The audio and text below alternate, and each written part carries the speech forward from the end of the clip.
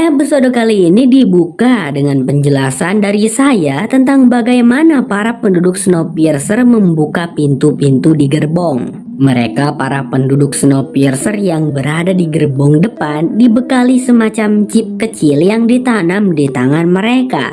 Nah, chip itulah yang bisa membuka pintu. Tapi setiap orang memiliki chip yang berbeda-beda ya, sesuai kelas dan jabatannya masing-masing. Awal episode menunjukkan bagaimana tangannya Sandwise yang diambil chip di tangannya oleh si tukang daging. Lalu si tukang daging menjualnya kepada orang lain dengan cara menukarkannya. Begitulah sistem pasar gelap yang ada di Snowpiercer. Mereka saling berjualan dengan cara bertukar menggunakan jasa ataupun barang lainnya. Chip kecil itu terus diperjualbelikan hingga sampai di tangannya Osweiler yang menukarnya dengan sebuah obat. Lalu Osweiler memberikan chip tadi pada seorang pria yang bernama Terence, yang merupakan atasannya Osweiler dalam bisnis obat terlarang. Lalu scene berganti memperlihatkan kisah masa lalu Layton saat Zarah dengan teganya meninggalkan Layton di gerbong ekor. Meskipun akan ditinggal, karena cinta, Layton tetap bersikap baik. Bahkan ia memberikan cincin pernikahan miliknya kepada Zarah. Mungkin suatu saat Zarah akan membutuhkannya sebagai alat tukar. Terlihat Layton sangat terpukul dan bersedih melihat kepergian Zarah. Di masa sekarang, tiba-tiba saja Layton dibangunkan oleh para penjaga. Kepalanya ditutupi kantong lalu dibawa dengan kasar. Ternyata para penjaga membawa Layton kepada Pak Rossi dan Melanie. Hal itu dilakukan agar Layton tidak bisa lagi mengamati wilayah gerbong depan. Tapi ya, penyelidikan harus tetap dilanjutkan. Layton ingin bertemu dengan Nikki, saksi pembunuhan pertama yang kemungkinannya mengetahui siapa dalang pembunuhan itu. Namun Nikki masih belum bisa diajak bicara saat ini. Lalu di sana Pak Rossi pun mulai terbuka tentang Sandwise, yang belakangan ini ditugaskan untuk memata-matai pasar gelap di Snowpiercer. Di kelas 3 telah beredar sebuah obat terlarang bernama Kronol, dan itu sangat berbahaya seperti kebanyakan narkoboy. Sandwise ditugaskan untuk mencari sang pengedarnya, dan kemungkinan pembunuhan ini ada sangkut pautnya dengan pengedar Kronol. Lalu Layton bilang bahwa petugas rem Osweiler juga menjual obat Kronol itu di gerbong ekor. Ditemuilah si Osweiler yang sedang sarapan itu oleh Pak Rossi dan juga Layton. Tanpa basa-basi langsung menanyakan, apa-apaan kamu menjual Kronol di gerbong ekor? Siapa pembuat dan pengedarnya, ha? Tanya Pak Rossi. Sudah kepalang basah, Osweiler pun mengakui bahwa memang dirinya menjual Kronol di gerbong ekor, tapi ia tidak tahu apa-apa tentang pembuat maupun pengedarnya. Ia hanya mendapatkan Kronol dari barang-barang yang mereka sita. Setelah selesai menanyai Osweiler, kini mereka berdua kembali menemui Zarah untuk menanyakan apakah Zarah mengetahui sesuatu tentang Kronol. Siapa tahu Sandwise pernah mengatakan sesuatu pada Zarah. Namun lagi-lagi Pak Rossi dan Layton mendapatkan jawaban buntu. Zarah sama sekali tak tahu apa-apa tentang Kronol. Sementara itu, saat ini Osweiler tampak sedang digiring oleh petugas kebersihan. Ternyata petugas kebersihan itu membawa Osweiler pada atasan mereka, yaitu Terence, yang memiliki tampilan layaknya mafia. Dia adalah ketua petugas kebersihan dan juga ketua bisnis obat terlarang Kronol. Dan para anak buahnya Terence, yaitu para petugas kebersihan, adalah pengedarnya. Osweiler di situ bersumpah tidak mengatakan apapun tentang Terence kepada Pak Rossi dan Layton. Dan Terence sepertinya percaya kepada Osweiler. Karena belum mendapat petunjuk baru apapun, Pak Rossi memutuskan untuk beristirahat sebentar sambil makan siang. Di sana ada Layton menemaninya dan Pak Rossi berbagi buah apel. Lalu tak lama Bastille mendatangi mereka sambil mengatakan bahwa ia mendengar Nikki telah siuman. Pak Rossi pun memerintahkan Bastille untuk ke sana bersama dengan Layton. Di ruang rawatnya bisa dilihat kondisinya Nikki sangat mengkhawatirkan. Gadis itu sudah siuman namun tampak sangat tidak sehat dan tidak bisa berbicara dengan normal. Saat Layton dan Bestill datang memeriksa, Layton mendapati gadis itu demam sangat tinggi. Lalu ia juga menemukan sesuatu yang aneh. Gusi gadis itu berwarna hitam. Mirip gejala orang yang putus obat Kronol, kata Layton. Dr. Henry pun menjelaskan jika semua gejala itu reaksi wajar untuk pasca suspensi.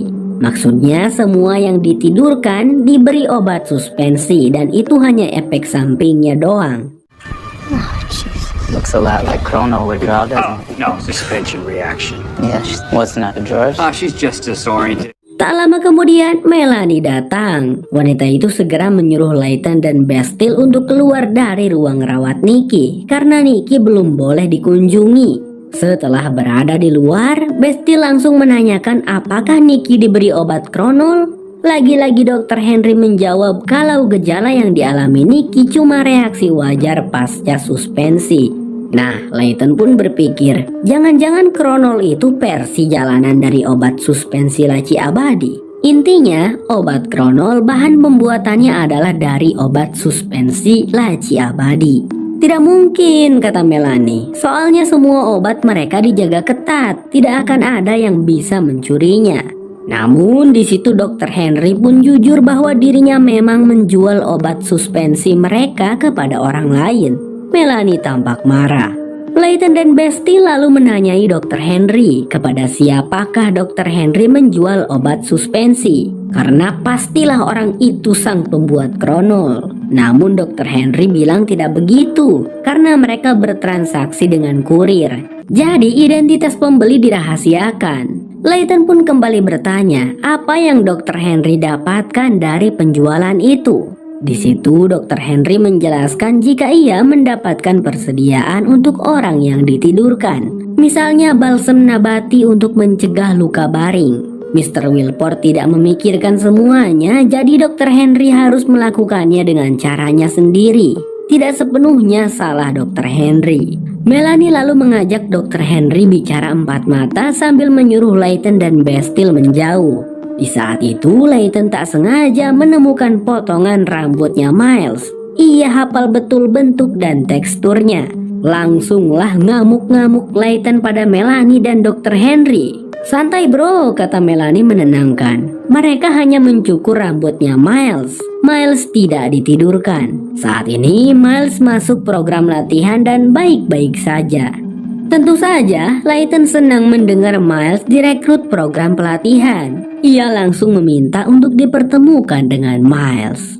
Singkatnya, Layton dibawa Melanie untuk melihat gerbong sekolah di mana para anak-anak Snowpiercer menjalani pelatihan berupa pendidikan.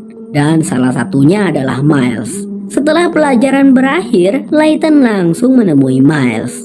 Anak itu tampaknya sangat senang karena kehidupannya di sini benar-benar jauh lebih menyenangkan daripada di gerbong ekor. Ya, tentu saja. Namun, Miles tidak akan lupa dengan gerbong ekor. Anak itu berjanji akan selalu waspada dan berjuang untuk ekor. Dan ia juga sangat merindukan Josie, ibu angkatnya. Layton merasa senang mendengar itu. Apalagi Miles juga bilang bahwa dirinya selalu mendapatkan nilai 100 setiap ulangan. Layton pun yakin Miles bisa menjadi engineer. Mereka berdua pun berpelukan sebelum berpisah kembali. Layton memohon kepada Melanie agar mempertemukannya dengan Josie di gerbong ekor untuk mengabari Josie tentang Miles. Namun Melanie dengan tegas menolaknya dan menyuruh Layton untuk fokus dalam penyelidikan.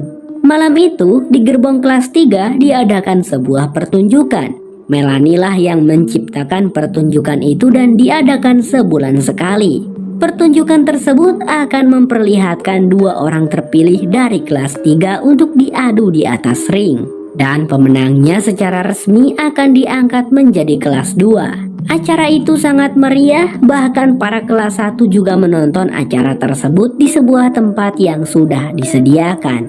Layton dan Bestill turut menghadiri acara tersebut berharap bisa menemukan petunjuk di sana. Lalu Layton pun bilang kepada Bestill ia akan menemui Zarah dan meminta Bestill untuk tidak ikut. Karena Layton yakin Zarah memiliki informasi tentang Kronol. Namun Zarah tidak akan buka mulut jika ada petugas bersama dengan Layton. Tidak punya pilihan lain, Bastille pun mengizinkan Layton pergi. Layton langsung menemui Zarah yang saat itu bertugas menjaga bar. Zarah pun mengajak Layton masuk ke ruangan tertutup. Di sana Zarah baru jujur bahwasanya Zarah mengetahui tentang Kronol. Obat Kronol diedarkan oleh para petugas kebersihan dan setahu Zarah, ketua dari tim petugas kebersihan Snowpiercer adalah Terence, si pria menyeramkan. Zarah tidak bisa mempertemukan Layton dengan Terence, namun Zarah bisa mempertemukan Layton dengan bawahannya Terence. Tapi sebelum itu Zarah menunjukkan sesuatu, yaitu cincin pernikahan milik Layton yang waktu itu diberikan oleh Layton di gerbong ekor. Selama ini Zarah menyimpannya baik-baik, dan saat ini Zarah akan mengembalikannya pada Layton untuk berjaga-jaga jika Layton butuh untuk bertukar. Di situ mereka berdua kembali terbawa suasana dan bermesraan. Sementara di luar, acara tersebut pun dimulai. Bisa dilihat yang bertanding adalah seorang pria melawan seorang wanita. Terdengar tidak adil, si wanita terlihat terhajar beberapa kali dengan keras. Namun si wanita itu ternyata cukup kuat dan mampu membalikan keadaan melawan si pria. Sampai pria itu terjatuh dari ring dan tentu saja pemenangnya adalah si wanita.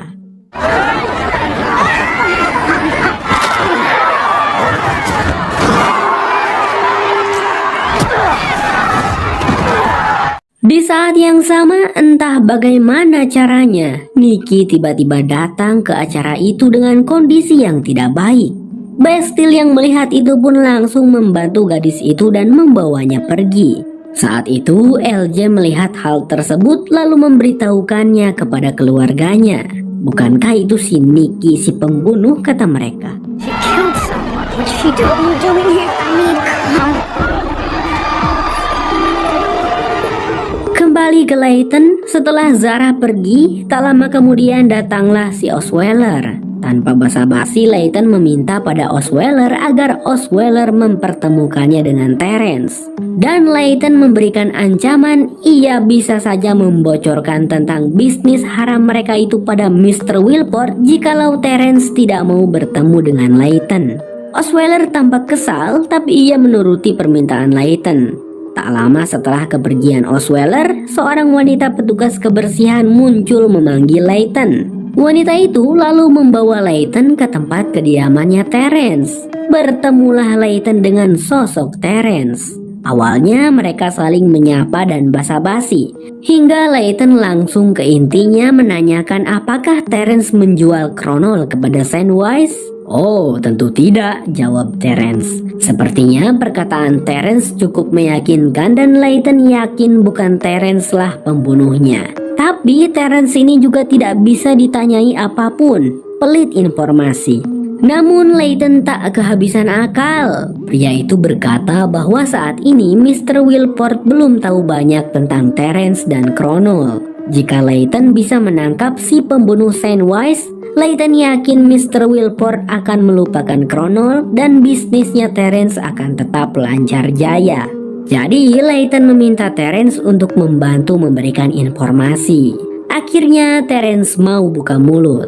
Pada malam saat Sandwise terbunuh, Terence sempat melihat Sandwise bersama dengan seorang pria asing. Sandwise sepertinya akan membeli Kronol dari pria asing itu. Namun Terence sendiri tidak kenal, bukan salah satu bawahannya. Di situ Terence memberikan ciri-ciri dari pria asing tersebut. Dari ciri-ciri yang diberikan oleh Terence, sepertinya si pembunuhnya ini dari kelas 1. Layton tampak senang karena berhasil mendapatkan ciri-ciri dari sang pembunuh. Namun Layton memiliki satu permintaan lagi pada Terence. Ia pun memberikan cincin pernikahan miliknya untuk ditukarkan. Kira-kira apa ya yang Layton mau? Singkat cerita, terlihat acara pertunjukan adu kelas 3 sudah selesai dan orang-orang pada bubar. Layton langsung menemui Pak Rossi, memberitahu jika ia mendapatkan informasi. Mereka berdua pun langsung bergegas menemui Melanie yang kebetulan ada di sana. Layton mengatakan bahwa dirinya sudah mendapatkan informasi ciri-ciri orang yang bersama dengan Sandwise sebelum Sandwise terbunuh. Namun Layton tidak akan bilang apa-apa sebelum dipertemukan dulu dengan Josie di gerbong ekor. Nah ya udah deh, ayo kita ke gerbong ekor, kata Melanie. Singkat, Layton sudah diantarkan ke gerbong ekor untuk menemui Josie. Meskipun mereka berdua hanya berbicara lewat celah kecil di pintu, Josie sangat senang melihat Layton baik-baik saja. Layton pun mengabari Josie tentang Miles yang kini menjalani program pelatihan dan baik-baik saja di gerbong depan. Layton sangat merindukan Josie. Layton lalu mencium bibir wanita itu melalui celah kecil tersebut. Layton tadi bermesraan sama Zara, sekarang ciuman juga sama Josie. Fuckboy juga Mang Layton ya. Setelah itu, Layton pun kembali di bawah dan Melanie langsung menanyakan bagaimana ciri-ciri dari sang pembunuh. Di saat yang sama, terlihat Nikki sudah berada di ruang rawatnya lagi dan kali ini seorang penjaga ditugaskan untuk menjaga Nikki. Namun secara mengejutkan, tiba-tiba saja muncul seseorang misterius yang dengan cepat membunuh si penjaga itu. Pria berjas itu masuk dan juga membunuh dokter yang sedang mengawasi Nikki. Nikki di dalam sana melihat hal itu dan sangat ketakutan. Lalu masuklah pria misterius tersebut ke ruangannya Nikki. Dan rupanya dia adalah Eric, si bodyguardnya keluarga Roger. "Kau pasti tahu siapa aku," ucap pria psikopat itu kepada Nikki. Sementara itu di gerbong ekor, Josie tersenyum dan berbunga-bunga hatinya karena tadi Layton menciumnya. Ya, selama ini Josie menyukai Layton, tapi Layton tetap setia kepada Zara. Lalu kenapa Layton tiba-tiba mencium Josie ya? Ternyata rupanya Layton memberikan sebuah chip kecil pada Josie melalui ciuman tadi. Chip kecil yang biasanya digunakan untuk membuka pintu gerbong, dan pastilah chip itu Layton dapatkan dari si Mamang Terence. Snowpiercer Season 1 episode 3 bersambung. Oh iya teman-teman, di sepanjang film kan tidak diperlihatkan tuh tentang penduduk kelas 2. Karena sebenarnya penduduk kelas 2 itu adalah para petugas tinggi ya kawan-kawan. Sebenarnya kita sudah melihatnya kok. Seperti Komandan Nolan dan para pasukan penjaga, Pak Rossi dan para petugas rem, Bojan dan para petugas kertakan, para dokter